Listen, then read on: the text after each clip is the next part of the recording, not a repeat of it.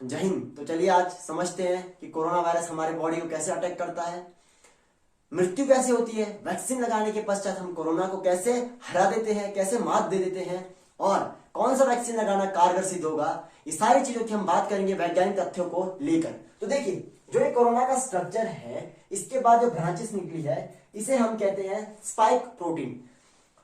But inside this structure जो ये round up material है इसे हम कहते हैं genetic material.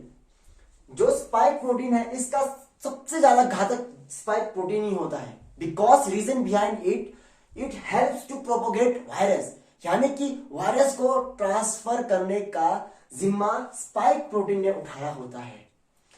But inside the structure, जो स्ट्रक्चर के अंदर जेनेटिक मटेरियल है, इसका काम है कोरोना वायरस को क्रिएट करना, जनरेट करना।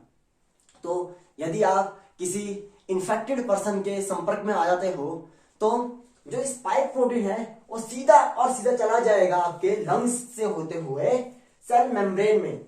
स्पाइक प्रोटीन को पूरी तरह से पता है कि आपका लंग्स सेंसिटिव है, तो सीधे और सीधे चला जाता है सेल मेम्ब्रेन के पास। सेल मेम्ब्रेन शुरू में अवॉइड करेगा, इसे पता है कि नेगेटिव चीज आपके अंदर एंटर हो चुकी है, तो ये क्या करेगा, सेल मेम्ब्रेन अवॉइड करेगा।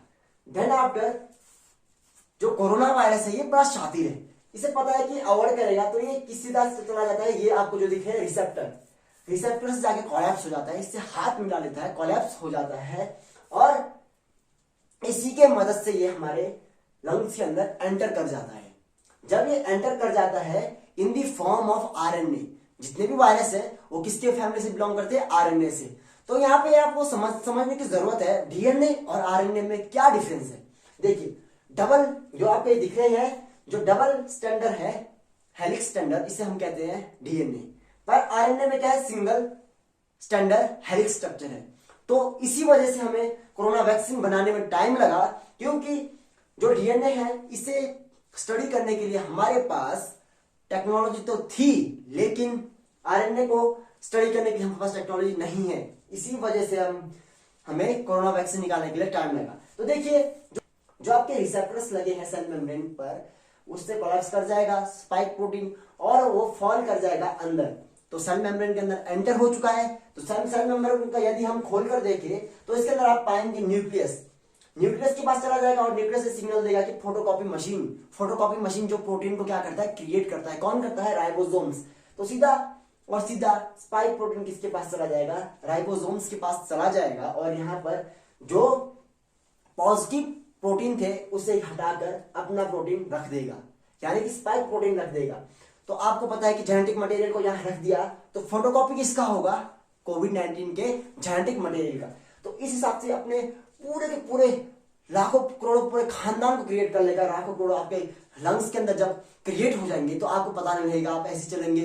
तो जब यहां से क्रिएट हो जाएंगे तो हमारे डिफेंस मैकेनिज्म है, डिफेंस मैकेनिज्म यानी कि इम्यूनिटी सिस्टम, जो आपके फाइटर्स है, जो जिन्होंने हमारे कोविड-19 के प्रोटीन से लड़ना है, वो क्रिएट होके एक्टिवेट होके इनसे लड़ने आ जाएंगे। जब वो ये लड़ने आ जाएंगे, आपको पता है कि फोटोकॉपी मशीन राइबोसोम्स के पास है, तो कोविड-19 को इस वक्त हराना मुश्किल नहीं, नामुमकिन हो जाएगा। तो ये क्या करेंगे, जितने भी आपको ये दिख रहे हैं हमारे इम्यूनिटी बूस्टर और इम्यूनिटी फाइटर, ये क्या करेंगे, सीधे चले जाएंगे न्यूक्लियस के पास। न्यूक्लियस ने कहेगा कि तू एंटीबॉडी बना। एंटीबॉडी जब हमारे, अब एंटीबॉडी कैसे बनता है, यहाँ पे देखने वाली बात है। देखिए, ये आपका है कोविड का स्ट्रक्चर, ये लगे हैं आपके स्पाइक प्रोटीन। यदि हम स्पाइक प्रोटीन के चारों ओर ऐसा चैन हमारा इम्यूनिटी बूस्टर का क्रिएट करें जिससे स्पाइक प्रोटीन किसी के पास कोलैप्स ना हो, किसी से टच ना हो, यानी कि हमारे औरों से टच होकर ये आगे क्रिएट ना हो, हम इसे यहीं पर स्टॉप कर दें, हम इसके ब्रांचेस को यहीं पर काट दें, इसी को यहीं पर बर्बाद कर दें, तो कोविड-19 हमारे लंग्स पर सेपरेट होना स्टॉप कर जाएगा। तो इस वजह से क्या होगा कि जितने वायरस है वहीं का वहीं स्टॉप हो जाएंगे। लेकिन जो आपका काम है, जो रिसेप्टर का काम है, हमें रिसेप्टर को नहीं काटना पड़ेगा। क्यों, हमें इसको ब्रेक डाउन नहीं करना पड़ेगा। Reason behind it very sole, if you take a medicine, यदि आप कोई मेडिसिन लेते हैं, कोई प्रोटीन लेते हैं, कोई विटामिन लेते हैं, तो इसी की वजह से अंडर कर जाता है अगर आप इसी को बर्बाद कर दोगे तो आपके शरीर में कोई दवा नहीं चला जाएगा, तो कोई दवा आपके शरीर में काम नहीं करेगा। तो इसलिए हमें इसे बर्बाद करना मुश्किल नहीं, नामुमकिन है। तो इसलिए हम इसे क्या करते हैं कि यहीं पे स्टॉप कर एंटीबॉडी बनाकर रोक देते हैं। तो आपको पता है जब आपको वैक्सीन लगाएंगे, वैक्सीन लगाने से आपके शरीर में क्या है कि एंटीबॉडी क्रिएट होंगे। एंटीबॉडी क्रिएट होंगे तो सीधे और सीधे कहां चले जाएंगे, स्पाइक प्रोटीन के चारों ओर एक चैन सी बना देंगे, जिस कारण स्पाइक प्रोटीन किसी के पास चिपके ना। जब ये कोलैप्स ना होगा तो ये प्रोपोगेट भी नहीं होगा, जिस वजह से वहीं पर स्टॉप क्या हो जाएगा, हमारा वायरस हो जाएगा। तो घबराना बिल्कुल नहीं है वैक्सीन लगाने से। वैक्सीन लगाइए, इम्यूनिटी सिस्टम को बढ़ाइए और स्पाइक प्रोटीन को वहीं पे स्टॉप कराइए। तो यही रीजन है कि इसके पीछे का वैक्सीन हमारे, अभी आपको पता है कि कोविशील्ड, कोवैक्सीन, काफी सारे वैक्सीन फाइजर के निकले हैं, बहुत सारे वैक्सीन है, तो आप लगाइए।